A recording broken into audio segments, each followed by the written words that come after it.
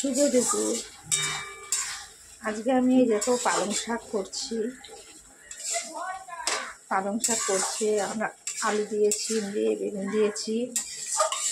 আর এই যে ভাতটা হচ্ছে, আর এই যে মাছটা রয়েছে। এখন মাছটা আলু কাটা রয়েছে, যে মাছটা রয়েছে, এখন মাছটা করবো। এখনো এই পালং শাকটা হলে মাছের ঝোলটা করবো।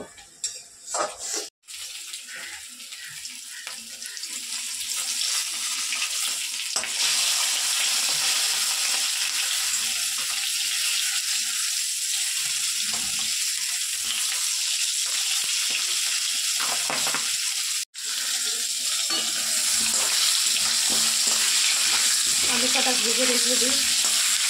আলু কাটা ভেজে তারপরে মশলা দিয়ে মাছটা রান্না করব।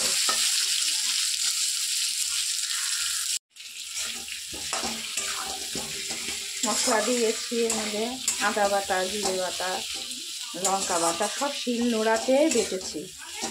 তার কারণ মেশিনে বাটিনি, মেশিনেরটা খেতে না অত স্বাদ হয় না। কিন্তু আমি তো এখন খেতেই পারবো না, আমি অসুস্থ। আমার জন্য মাছ ভাজা রেখে দেবো, মাছ ভাজা দিয়ে খাবো ভাত।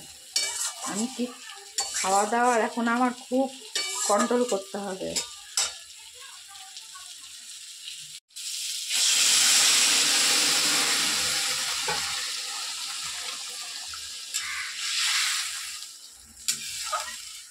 তরকারিতে জল দিয়ে দিলাম।